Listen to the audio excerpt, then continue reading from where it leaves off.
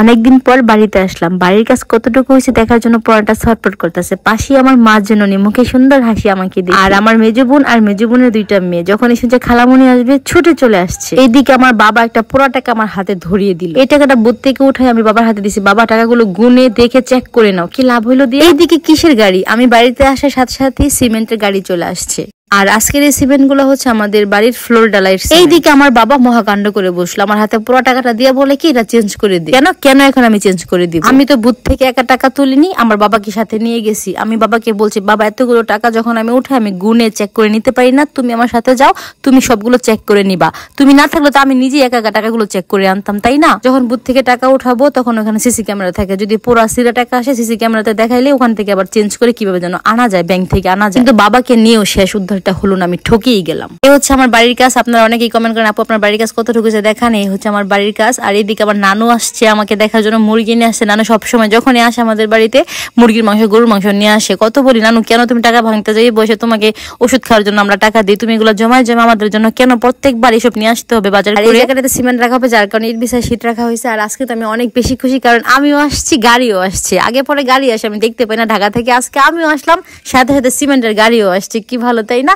এখানে 50 বস্তা সিমেন্ট আছে। আর এই সিমেন্ট গুলো নাকি বাড়ির ফ্লোর ডালের কাজে লাগবে। এদিকে আমার বোনও আসছে, আজকে সিমেন্টের গাড়ি আসলাম, আসার সাথে সাথে বোন আসলো, রানী আসলে। এদিকে নানি কি কাণ্ড করে বসে 400 টাকা না হারিয়ে ফেলছে। তাহলে শুনেন, হারিয়ে যাওয়া 400 টাকা কিভাবে নানি ফেরত পেলো। নানি যখন মুরগি কিনতে গেছিল একটা ইটের উপর নাকি 400 টাকা রাখছে, আর মুরগির দামটা দিচ্ছে ইটের উপর 400 টাকা রাখছিল, নানি নাকি নিতে আর মনে নাই। এখন তো বাজার থেকে আমাদের বাড়ি প্রায় অনেক দূরে, এখন বাড়ি এসে পড়ছে, বাড়ি এসে আমার 400 টাকা কই। হাই রে, আমার নানি তো কান্নাকাটি শুরু। আমি বাড়িতে আসলাম, নানি রে খুঁজি, নানি তুমি কই, নানি কই, নানি কই। মা কয় তোর নানি টাকা হারিয়ে গেছে, তোর নানি বাজারে গেছে। তোর নানি বাজারে গেছে টাকা খুঁজতে। শূন্য তো আমি বাকি 400 টাকা কি জীবনে পাইবো? আল্লাহর কি রহমত, নানি 400 টাকা খুঁজে পাইছে। আসলে হক হালালি টাকা তো খুঁজে পাইছে। আসলে হক হালালি টাকা তো, আর নানি তো খুব সাদা মনের মানুষ, তাই আল্লাহ টাকাটা খুব যত্নে হেফাজতে রাখছে। আসলে টাকার উপর বরকত আছে, নইলে নিচে টাকা উপরে পাতা কেন পড়বে? পাতায় সে টাকাটাকে ছায়া দিয়েছে, ছায়া দিয়ে লুকিয়ে রেখেছে। তোমার একটু মোটা মোটা দেখা যায়, দেখি তুমি আমার কানে দুলি পিনছো না, নানিকে খুব সুন্দর লাগতেছে এটা বলতেছিলাম। নানি খুশি হয়ে কানে দুলগুলো বার করে দিতেছে, দেখ আমি কানে দুল পরছি, নতুন শাড়ি পরছি, আমার সুন্দর লাগতো না? এই যে নতুন শাড়ি পরছি, শাড়ি তো তুই দিছিলি, এই যে কানে দুল পরছি, কানে দুলি তুই দিছিলি না, তুই দেখ দেখ না, তুই তোর দেওয়া জিনিস। এই নানিদের মতো মানুষদের দিতেও ভালো লাগে, কিছু দিলে পরে যত্ন সহকারে পরে ভালো হিসেবে পরে খুব খুশি হয়।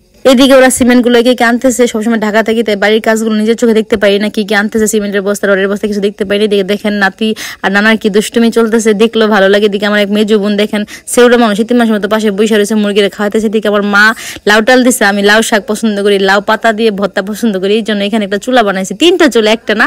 আমার মাইয়া এসে রান্না করবো, ভিডিও করবে, যেন চুলা বানায় লেপা রেখে দিছে। আর এদিকে খুব সুন্দরভাবে পরিপাটি করে সব গুছাই রাখছে। আমি এখন উপরে উঠবো, কিন্তু কোনো সিঁড়ি নাই। আর আমাদের বাসা অনেক উঁচার মধ্যে দেওয়া হয়েছে, ফ্লোরটা অনেক উপরে। আমার নিচে বাড়িঘর ভালো লাগে না, এই জন্য যতটুকু পারছে উঁচা করে দিছি। এখানে একটু কম উঁচা দেখা যায়, পিছন সাইড দিয়ে তাকালে মনে হয় যে একটা বিল্ডিং মনে মাটির নিচেই চলে গেছে। আর উঁচু উঁচু বাড়িঘর আমার এই জন্য ভালো লাগে, সিঁড়ি দিয়ে লাফায় লাফায় উঠানে নামা যায়। আর এইখানে হচ্ছে আমাদের হাউস করা হয়েছে, ওয়াশরুমের হাউসের যত ময়লা আবর্জনা এখানে এসে পড়বে, এটাও দেখাই দিচ্ছি ভিডিওতে। অনেকে আবার বাড়িঘরের ভিডিও দেখতে পছন্দ করেন, যার কারণে আমি সবকিছু দেখাই। জানি না এই বাড়ির কাজ কবে কমপ্লিট হবে, কারণ আমাদের হাতে টাকা পয়সা কিছুই নাই। যখন টাকা পয়সা ছিল শুরুটা করছিলাম, কিন্তু শেষটা কেমন কোন মাথার মধ্যে ছিল না। এখন মাঝখানে আটকে গেছি, কেমনে বাকি কাজ করবো জানি না। তো যাই হোক, ঢং ঢং ঢং ঢং করে ছাদে উঠে যাই। আর কিছু না হোক, ছাদটা তো ছাদের নিচে টিনটা বেড়া দিয়েও থাকা যাইবো, মাঝে মাঝে ছাদে এসে একটু ঢং ঢং করা যাইবো। আর কি করার আছে, যদি বাকি কাজ করতে না পারি এমনি পড়ে থাকবো। আর কথাতাম নাকি, এই যে একটা ভিডিও বানাইছি কষ্ট করে, এই ভিডিও টাকা দিয়ে তো বাকি কাজ কমপ্লিট হয়ে যাবে। আপনারা তো তাই মনে করেন যে ভিডিও টাকা দিয়ে আমরা বাড়ি করি, তাই না? আর তাই মনে করবেনই না বা কেন বলেন? আপনাকে চোখের সামনেই তো কত মানুষে পুরান বাড়ির ভিডিও দিয়ে নতুন বাড়ি করে লাইছে।